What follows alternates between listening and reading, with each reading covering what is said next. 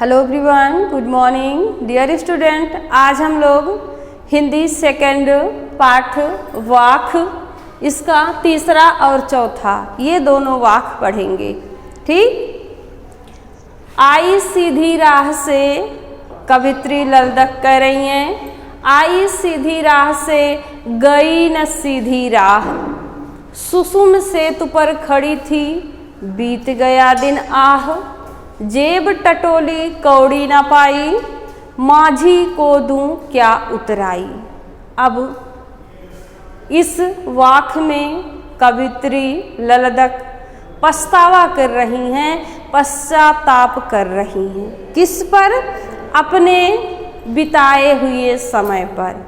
कवित्री कहती हैं, आई सीधी राह से, जब मैं ईश्वर प्राप्ति के लिए निकली थी तो सीधी राह से आई थी, सीधे रास्ते पर चल रही थी, लेकिन गई न सीधी राह। लेकिन बहुत देर तक उस सीधे रास्ते पर नहीं चली। बीच में मैंने हठ योग अपना लिया, जल्दी से जल्दी मेरा परमात्मा से आमना सामना हो जाए, मिलन हो जाए, कम समय में ही ईश्वर की प्राप्ति हो जाए, इसलिए मैंने हठ मार्ग को प्राप्त कर लिया, अपना लिया। सुसुम सेतु पर खड़ी थी बीत गया दिन आह, आत्मा और परमात्मा को जोड़ने वाले पुल पर मैं खड़ी थी और वो रास्ता मैं सफ़र में तय नहीं कर पाई, क्योंकि हठ योग ये गलत रास्ता है। अगर सीधी रास्ते पर चली होती तो परमात्मा तक पहुंच जाती, क्योंकि मैंने रास्ता बदल लिया, टेढ़े रास्ते पर चल गई, इसलिए मैं परमात्मा तक नहीं पहुंची। और उसी सुसुम्न सेतु पर मेरा सारा समय बीत गया। जेब टटोली कौड़ी न पाई और परमात्मा तक नहीं पहुंची, तो इसका ये मतलब तो नहीं है कि समय नहीं बीतेगा। अब लेखिका कहती हैं, मैं मृत्यु के करीब आ गई थी।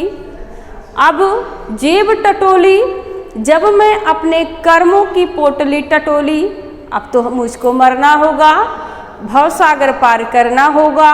जब मैं भवसागर पार करूंगी, ईश्वर के पास पहुंचूंगी, तो उतराई देना पड़ता है। कोई नदी पार करता है नाव से तो वहां उतराई देना पड़ता है ना, वही बात है।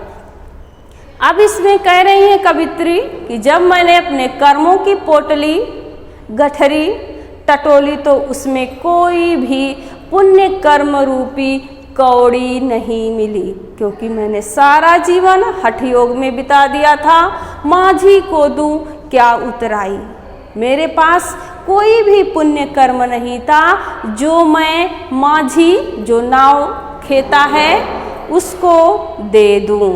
एक बार फिर से समझ लीजिए, लेखिका कहती हैं, कवित्री कहती हैं कि मैंने जब परमात्मा को प्राप्त करने के लिए, तपस्या करने के लिए, पूजा करने के लिए घर से मैं निकली थी, तब सीधी राह से चली थी, लेकिन इस सीधे रास्ते पर बहुत देर तक टिक नहीं पाई। मैंने बीच में रास्ता टेढ़ा कर लिया, हठ मार्ग अपना लिया, उसके कारण मैं ईश्वर तक पहुंच नहीं पाई।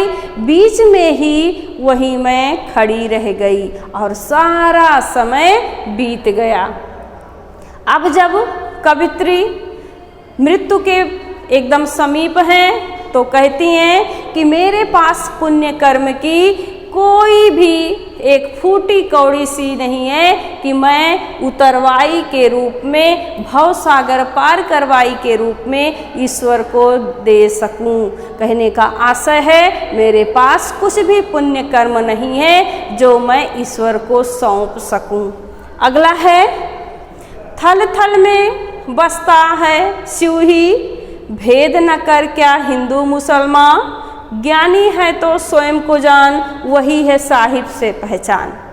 अब चौथे वाक्य में कवित्री कह रही हैं, थल थल में बसता है शिव ही। ईश्वर संसार के हर एक वस्तु में विद्यमान है, कण कण में विद्यमान है। भेद न कर क्या हिंदू क्या मुसलमान, और हे मनुष्य, हे मानव, तुम हिंदू और मुसलमान का भेद मत कर। ज्ञानी है तो स्वयं को जान। अगर तू समझता है कि मैं हिंदू मुसलमान का भेद कर सकता हूँ, मैं ज्ञानी हूँ, जानकार हूँ, तो सबसे पहले तू अपने अंदर झांक कर खुद को जान, खुद को समझ। वही है साहिब से पहचान। कवित्री कहती हैं जो खुद को जान लिया, खुद को समझ लिया, वही ज्ञानी है और ईश्वर प्राप्ति का वही साधन है, वही ईश्वर तक पहुंच सकता है। फिर से एक बार देखिए, कवित्री कहती हैं ईश्वर इस प्रकृति के प्रत्येक कण में विद्यमान है और हे मनुष्य तू हिंदू मुसलमान का भेद मत कर। ज्ञानी है, अगर तुमको लगता है तुम ज्ञानी हो, समझदार हो, तो तुम अपने अंदर झांक कर देखो, पहले खुद को देखो, जानो। वही है साहिब से पहचान। कवित्री कहती हैं अगर व्यक्ति खुद को जान गया, खुद को समझ गया, तो ईश्वर तक वो पहुंच जाएगा। ईश्वर तक पहुंचाने का एकमात्र रास्ता है पहले खुद को जानना, खुद को समझना। संभावित प्रश्न है, ज्ञानी से कवित्री का क्या अभिप्राय है?